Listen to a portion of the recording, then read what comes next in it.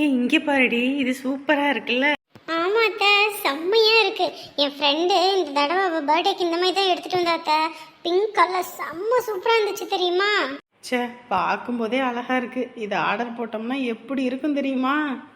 என்னடி பண்ணிக்கிட்டு இருக்கீங்க ரெண்டு பேரும்? என்ன நேரம் பார்த்தாலும் இந்த போனும் கையுமாவே ஏத்தாம இருக்கிறாளுங்க. அந்த போனுக்கு வாய் இருந்தா கூட வலிச்சிடும்.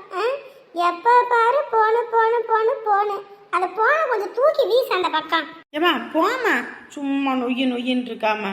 வேறு போனை சும்மா நோண்டிக்கிட்டு இருக்காத, கண்ணு கெட்டு போயிடும். அப்புறம் ஆஸ்பத்திரி செலவு பண்ணுறதுக்கெல்லாம் முடியாது. கையில மடியில ஒன்றும் இல்லை. அதை அங்கிட்டு வையி சொல்லிவிட்டேன். என்னம்மா இந்நேரத்தில் தண்ணி எடுத்துக்கிட்டு வர? அவர் வந்தோடனே குளிக்கிறேன்னு சொல்லுவார்ல அத்தை. அதான் சரின்னு போய் ஒரு குடம் தண்ணி எடுத்துட்டு வருவோன்னு தான் போய் எடுத்துட்டு வந்தேன். பின்னாடி தான் அடி பைப்பு இருக்குல்ல, அதில் அடிச்சு எடுக்க வேண்டித்தானே. இங்கேருந்து அங்கே குடத்தை தூக்கிட்டு போகணுமா? இல்லத்த, அடிச்சா அதில் சில்லுன்னு தண்ணி வரும். உங்கள் பையன் நல்லா சூடாக கேட்பாரு. அதாங்க இதில் போய் தண்ணி பிடிச்சிட்டு வந்தேன் டேங்க்ல. பின்னாடி தான் அடுப்பு விறகு எல்லாம் கிடக்குது. அதில் எடுத்து பற்ற வச்சு வச்சா தண்ணி காய போகுது. அதுவும் இல்லாமல் அடிக்கிற வெயிலுக்கு மனுஷனால வீட்டுக்குள்ளேயே இருக்க முடியல. இந்த பையன் வேலை செய்கிறது இந்த அடுப்படியில்.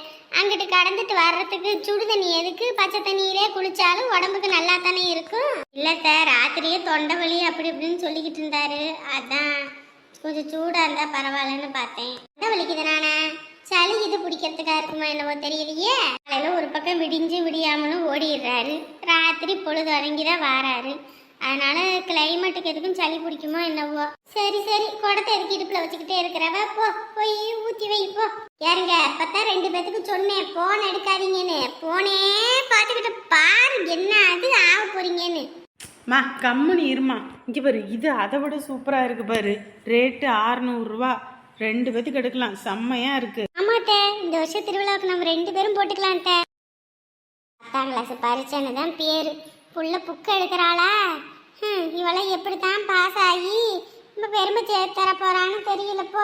இந்த டிவியிலலாம் போடுறாங்க, பரீட்சையில் முதலிடம் கொடுத்த பிள்ளைங்களுக்கு நகை கொடுக்குறாங்களாம்மா, பரிசு கொடுக்குறாங்களாம், பெற்றவங்களை மேடைக்கு ஏற்றி அழகு பார்க்குறாங்களாம், என்னென்னமோ சொல்கிறாங்க.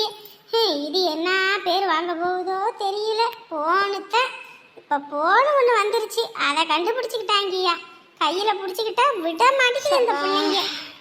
அம்மா இந்த ட்ரெஸ்ஸை ஆர்டர் போட்டு போமா அத்தையும் நானும். ஆர்டர் போடுறீங்களா? ஏன் அனி, திருவிழா வரப்போதில்ல நீ, அதான் ரெண்டு பேரும் ஒரே மாதிரி ட்ரெஸ் போடலான்னு ஆர்டர் போட போகிறோம். இங்கேருங்க, அதெல்லாம் ஒன்றும் வேணாம், கம்முன்னு இருங்க. காசு இல்லாத நேரத்தில் அதை பண்ணுறேன் இதை பண்ணுறேன்ட்டு இருக்காம. என்ன நீ இப்படி பேசுறீங்க? திருவிழா நேரம் எல்லாம் புது ட்ரெஸ் போடுவாங்க, நாங்கள் மட்டும் பழைய ட்ரெஸ்ஸை போட முடியுமா? ஆமாம்மா, என் ஃப்ரெண்டுங்கெல்லாம் வாரம் புது புது ட்ரெஸ்ஸாக போட்டு வருதுங்க. ஆனால் நான் மட்டும் போட்டது எதுவும் திருப்பி போட்டுட்டு போகிறேன். எனக்கு புது ட்ரெஸ் வேணும்னு சொல்லிவிட்டேன். ஆமா நீ, எங்க ரெண்டு பேருக்கு புது ட்ரெஸ் வேணும்னு சொல்லிட்டோம். அத்தைக்கு 600 ரூபா, எனக்கு 600 ரூபா, 1200 ரூபா. எடு சீவக்கட்டைய. ஏங்கடி வீட்டில் உக்காந்துக்கிட்டு போன நோண்டிக்கிட்டு அது வேணும் இது வேணும் என்னங்கடி கூத்து பண்ணிக்கிட்டு இருக்கீங்க? வீட்டில் என்ன துணிமணி இல்லாமையா கிடக்குது? அவன் உடம்பு மறைக்கத்தான் துணி. நீங்க என்னமா ஆர்டர் போட்டுக்கலாம்? ஆர்டரு வெள்ளக்கமத்தை எடுத்தேன்னு வை, ரெண்டு பேர்த்தையும் வெறி எடுத்து போடுவேன். வாங்கிட்டியா கேட்டேன். நான் எங்க அப்பா கிட்ட சொல்லி தான் வாங்க போறேன். உனக்கு என்ன என்னமோ வாங்காசை கொடுக்குற மாதிரி ஓவரா பண்ற? செல்வி அடிச்சேன்னு வை, அவ்வளவுதான் சொல்லிட்டேன். என்ன வயசுல மூத்தவங்கள என்ன பேசிட்டு இருக்க நீ? உன்னோட வயசுல மூத்தவங்க. அம்மா நாங்க பாட்டுக்கு தானே பேசிட்டு இருக்கோம், இவங்க பாட்டுக்கு தானே வெறும் வம்பளுக்குறாங்க. இங்க பாரு, 1 ரூபா சம்பாதிக்கிறதுக்கு உங்க அப்பா எவ்வளவு கஷ்டப்பட்டுக்கிட்டு இருக்காரு தெரியுமா?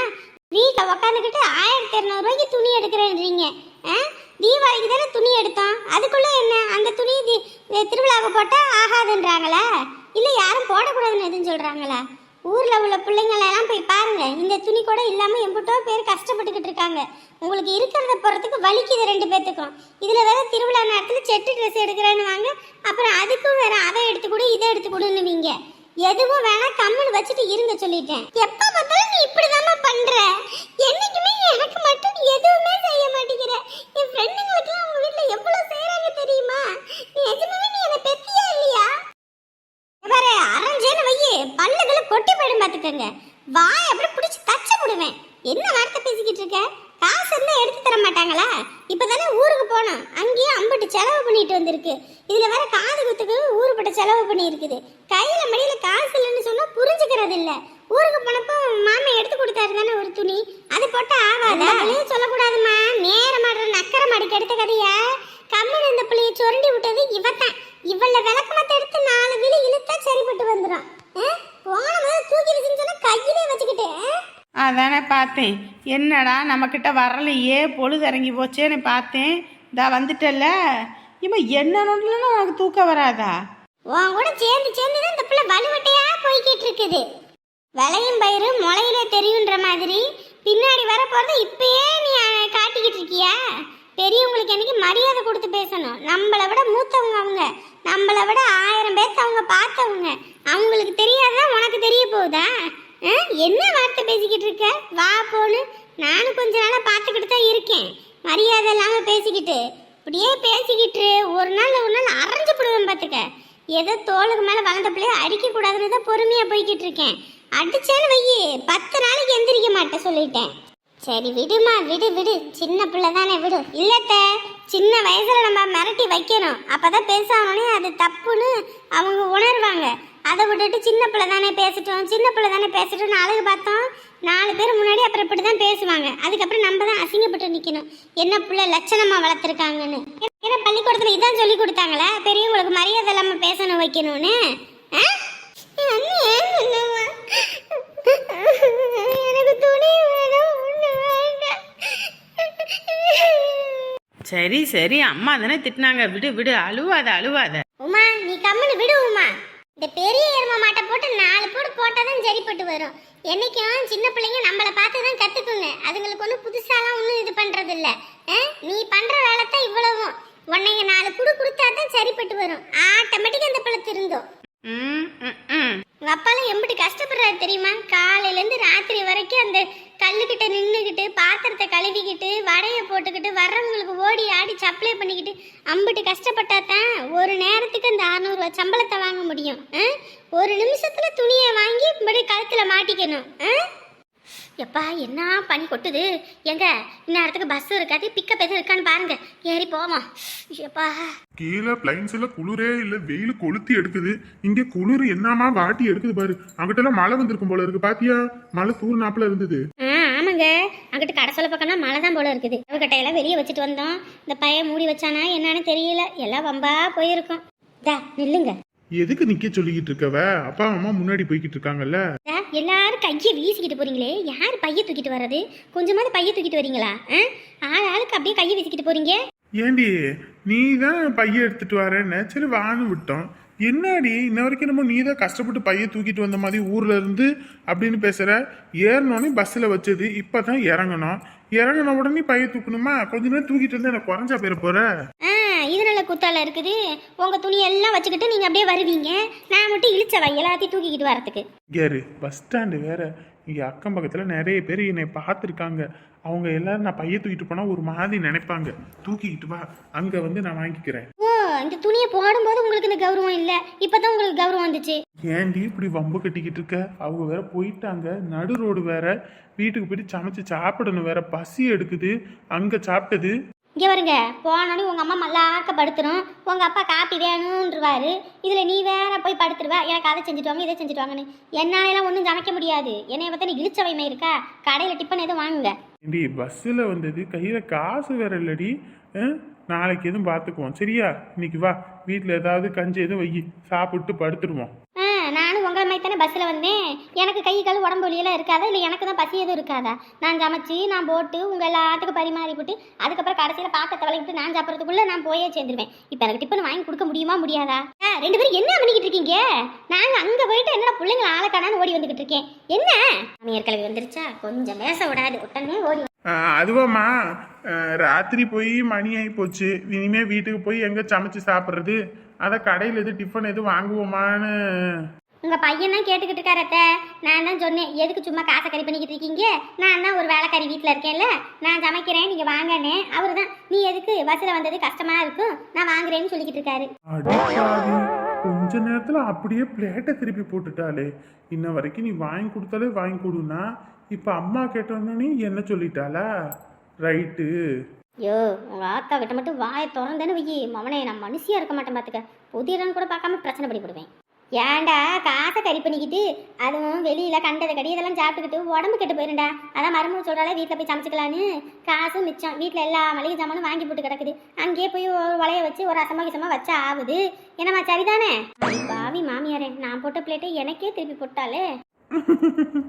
என்னம்மா சௌக்கியம்மா? விட்டுக்கிட்டு மிதிச்சேன்னு வையி, உள்ளுங்க முறையதே பேசுற இல்லைன்னு வையி, சோத்துல எல்லாத்துக்கும் உப்பு கரெக்டாக அள்ளி போட்டு பேதி புடுங்க வச்சிருவேன். அத்தாடி பாவி மவ பண்ணாலும் பண்ணி போடுவா. அம்மா எதுக்குமா தேவையில்லாத சிரமம்? இதுக்கு மேலே வீட்டுக்கு போய் அடுப்பை பற்ற வச்சு நீ வேற மழை வந்திருக்குன்னு இருக்க, வேறவெல்லாம் வேற ஈரமாக கிடக்கும். இதில் அவள் எங்கே போய் சமைச்சு நம்ம சாப்பிட்டு இன்னைக்கு ராத்திரி அப்புறம் சிவராத்திரி ஆயிரும். நாளைக்கு வேற வேலைக்கு போகணும். என்னம்மா பண்ணுவோம்? கடையில் வாங்கிப்போமா? வேறவெல்லாம் ஈரமா இருக்குமோ என்னவோ, அதுல போய் எங்க போய் பத்த வைக்கிறது?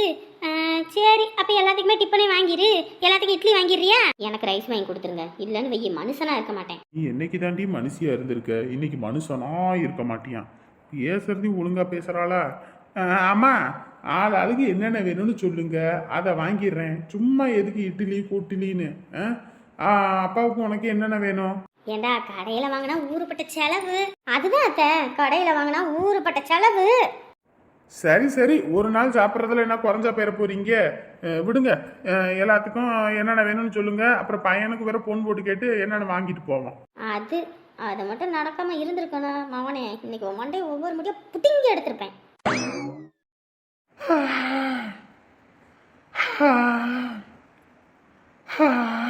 ஏடா பாத்திரத்து வரசா கழுவுடனா என்னடா கொட்டாய் விட்டுக்கிட்டு இருக்க? வரசா வேலையை முடிடா, டக்குன்னு கிளம்புறதுக்கு. ஆளுக்கு ஒரு வேலையை பார்த்தா வேகமா முடியும். நான் ஒருத்தனே பார்க்கணும்னா அப்புறம் எப்படி முடியும்? என்ன என்ன என்ன இருங்க நாச்சி, எனக்கு மட்டும் என்ன 10 கையா இருக்குது. இப்பதான் வேலையை முடிஞ்சு எல்லாத்தையும் எடுத்து போட்டு கழுவிக்கிட்டு இருக்கேன். கழுவ வேணாமா? ஒருத்தர் டீ போட, ஒருத்தர் பாத்திரம் கழுவுனா சரியா இருக்கும். சப்ளைக்கும் ஆள் போட மாட்டேங்கிறீங்க, இதுக்கும் ஆள் போட மாட்டேங்கிறீங்க. மொத்தமும் நானே பண்ணணும்னா மணி ஆகும்ல.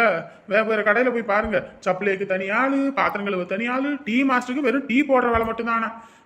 இங்க வடை போடணும், டீ போடணும், வரவங்களுக்கு சப்ளை பண்ணணும், பாத்திரம் மண்டம் கழுவணும், மாவரைக்கணும்.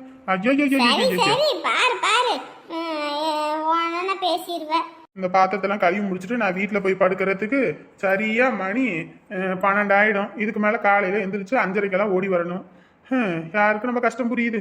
இப்படி கஷ்டப்படுறோம், ஆனால் காசு கொடுக்கத்தான் யாருக்கு மனசு வர மாட்டேங்குது. ஏண்டா இந்த மாசம் தானே 50 ரூபா சேர்த்து போட்டு கொடுத்துருக்கேன், மறந்துடாத. 650 ரூபா கொடுக்குறேன். காட்டு வேலைக்கும் குளத்து வேலைக்கும் போறவங்கலாம் வெறும் 500 ரூபா சம்பளம் தான் வாங்குறாங்க. உனக்கு 650 ரூபா பத்தலையா? ஆனா உன இதை சொல்லிடுவாரு, 650 ரூபா பத்தலையான்னு. ஐயோ எனக்கே தூக்கம் வருதுடா. நீ எல்லாத்தையும் முடிச்சுக்கிட்டு சூட சுத்தி வச்சுட்டு வீட்டுக்கு கிளம்பு. நான் வீட்டுக்கு போறேன், தூக்கம் வந்துருச்சு. நீங்க ஓனரு, நினைச்சோனையும் கிளம்பலாம். நாங்க அப்படி கிளம்ப முடியுமா? முடிச்சுட்டு நான் கிளம்புறேன், கிளம்புங்க. அப்பா நேரமா போய் படுப்போம். ஐயோ பசி வேற வயிற்ற கிள்ளுது, தூக்கம் வேற கடுது. சரி சீக்கிரம் கழுவி வச்சுட்டு போவோம். ஐயோ அடவனே, பாவம் புள்ள படுத்துட்டான் வேற. அரவிந்த் சாமி ஐயா, தங்க பிள்ளை, அன்னைக்கு நீ ரொட்டி சுடுங்கணுமான்னு சொன்னல, அதான் உனக்கு ரொட்டி சுட்டு கொண்டு வந்திருக்கேன், சாப்பிடு தங்கம். இங்கே பாரு, நீ கேட்டனா ஆசாசியா அம்மா உனக்காக ரொட்டி சுட்டு கொண்டு வந்திருக்கேன், சாப்பிடு சாமி. அம்மா உனக்குன்னு தானே கொண்டு வந்திருக்கேன், சாப்பிடு. என் தங்க புள்ள, என் குட்டி வல்ல, என் தங்க கட்டி இல்லை.